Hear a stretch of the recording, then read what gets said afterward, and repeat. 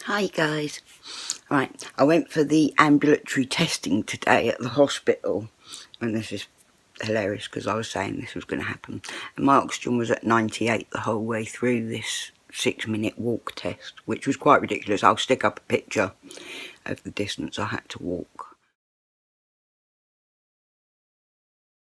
for 6 minutes, which was, I did say to the lady, it's, when I go up slopes or steps, my oxygen levels tend to drop.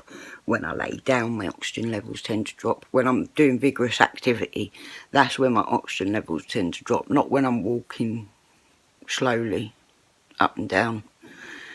Just that's not too bad for me. But then I can't remember the last time my oxygen level was 98.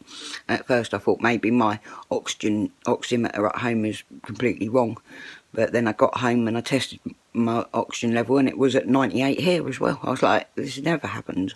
I must admit, yesterday I was thinking like I'm at 96 today, yet on Saturday I had been at like 90, 91. In fact, I think I put pictures up on the internet showing that. It's just so frustrating. She was like, why did you have to come for this testing then if your oxygen levels are like this? I was like, because they're not.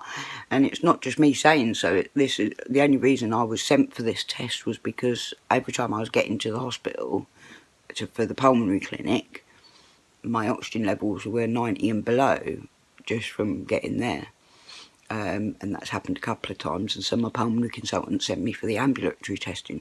I mean, that's took ages for me to get that. I've been complaining of breathlessness and low oxygen levels, both in activity and sleep, for what, a year and a half maybe. And anyway, it's just ridiculous because I do get every now and then, I'll get like the odd day, maybe 2 days or 3 days even, if I'm lucky, where I do have good oxygen levels, and it's just typical that it would fall now. But I'm not too fussed in a sense, because I'm glad that I don't have to go on oxygen yet, in a sense as well. Although my mum says that she'd rather I have the oxygen at home for the kids' peace of mind, to know that I've got it there, because I go downhill so quickly. It can happen really quite quickly, and I refuse to go to the hospital until absolutely necessary. And I go blue and that, and it's not good at all, is it? Cool. Bright lights keep reflecting out there. I'm turning you slightly away from that. So anyway, that's interesting. June, the lovely June Ghoul, I was wanting to get experienced information about this. Is this normal? Am I weirdo? Am I psychosomatically faking it at times, like when the hospital catch it that it's really low? Is that some sort of subconscious thing? I don't know. I understand why that's high oxygen levels, and I don't normally have those at any point really. 94, 95 is pretty good for me usually. So anyway, that's, at the moment I'm not classified as needing oxygen. I'm not sure that it's going to, I'm not sure that I'll ever be classified as needing oxygen if it's just the 6-minute walk test around, like on the flat level surface at the hospital. Do you know what I mean? I don't, maybe if they catch me while I'm poorly anyway. I don't know. Because it's at the moment it's a lot easier for me to walk.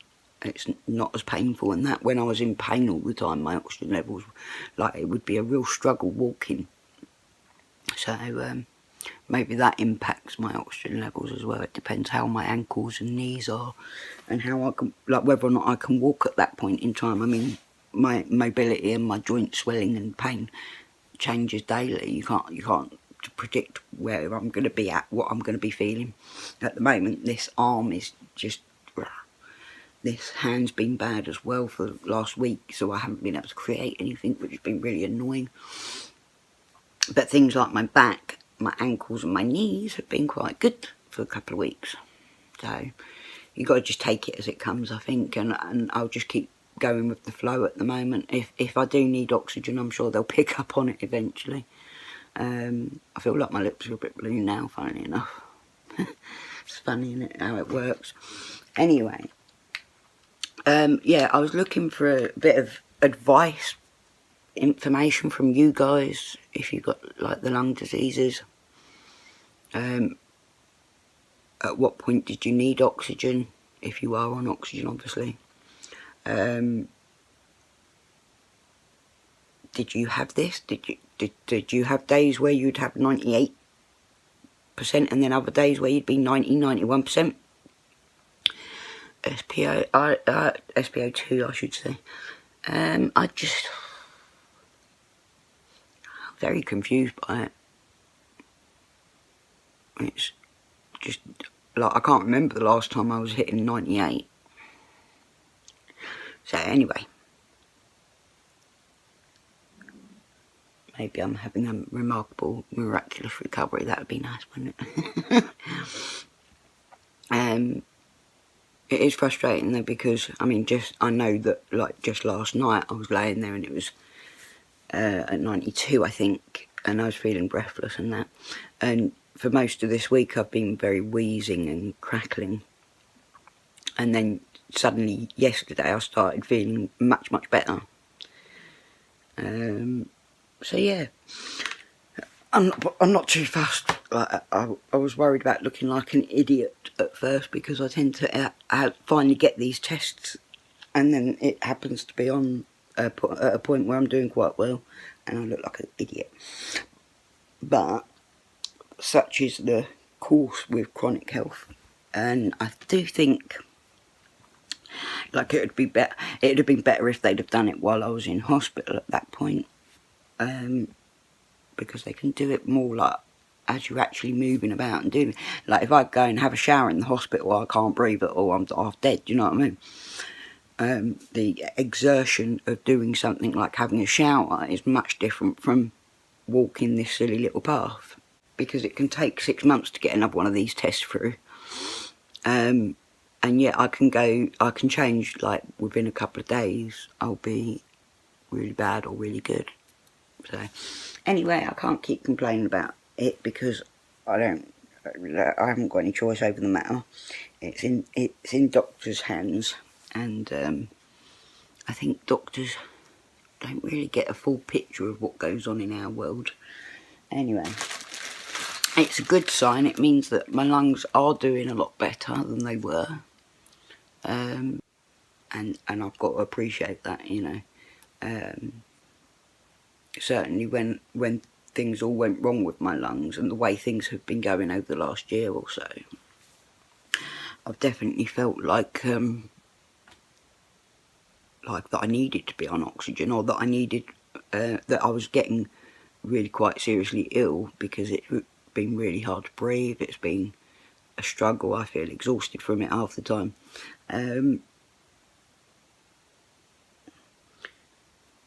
So yeah, it's just one long bloody journey, and I'd like June said that she felt the same, that the 6-minute walk test wasn't effective in testing her oxygen levels, and that she managed to tell them what triggered her oxygen levels to drop, and then they tested her like that. Which I think, you know, I did say to the lady, I'm worse on slopes, I'm worse on steps, I'm worse when I lay down and that, but she didn't test me as any of those things. It was just this silly little walk. So I think I have to be really like on death's door before I'm gonna get any help. It would make sense if they did it like when they did it. If they would have done it in hospital, it would have been better. But also, if they could do like a 24-hour test at home, would be ideal. Because then they can see what I'm actually doing and what does trigger my oxygen levels, what my oxygen levels are like at all times. And the thing is, I could feel really stupid about this, right? Like, my son immediately said, your oxygen thing's crap, and you're you know, you're better than you are, maybe you should get doing more, which I do intend to start doing more, to be honest. Yeah, I'm hoping that it's going to all work out and I'm going to be able to get more and more active. But it's not like that. It's I was sent for these tests because every time I'd go to the pulmonary clinic, my oxygen levels were very low. Same as my sleep apnea, I was sent for that because a nurse saw sleep apnea occurrences, incidents, whatever, while I was asleep in the hospital having an infusion. But then even at the sleep apnea clinic, they wouldn't diagnose me with sleep apnea because they said my levels were low to start off with, so it didn't drop enough levels to be considered sleep apnea. It was 4.5 and it should have been 5 to be diagnosed with sleep apnea, so I wasn't diagnosed with that. And I think that might be part of the problem, because that is where I'm like always at my worst, is when I'm laying down and trying to sleep. But anyway, over and done with the lungs for now. If anyone's got any advice or information about their own experiences with how their lungs developed, what level of oxygen levels on a regular did they need to have before they started looking at getting oxygen therapy at home? Did they pass or fail the ambulatory oxygen test? And did you get to do other exercises to show what happens at home with your oxygen levels? Be very interested to hear, because I'm very confused about the whole thing. Anyway, guys, much love and breathe easy, folks. It seems like I'm breathing easier. And I feel all right today, to be fair. Obviously I feel all right because my oxygen levels are high, but I can't complain about that, really, can I? But anyway, I'd love to hear from you guys. If you're new here, feel free to have a look through the playlist for My Crazy Life if you're interested in my health story as it goes from start to finish. It's a very complicated story that I can possibly put into one video, so I've got a whole playlist dedicated to it. If you have RA, if you have lung diseases, give me a shout out down below. If you're new, I'm happy to have you. Please do give us a like and a comment and subscribe so as you can catch more of my videos. I do other stuff than just my health. There is the bath bombs and soap making and stuff like that I like to video. So if you're interested in any of that, take a look at those playlists. And to everybody that is here, all 520 subscribers, I'm very honoured to have you. Thank you very much. And for those 50, 60 of you that watch everything I put out and support me every day, I love you all, and I really, really appreciate everything. I really do. My heart grows every time my subscriber count grows. It really does. It's great. It's a great feeling. It's a great feeling talking to people that have gone through or are going through things that I've gone through, and being able to support them in their moments of need. So I'm getting a lot of positivity out of this.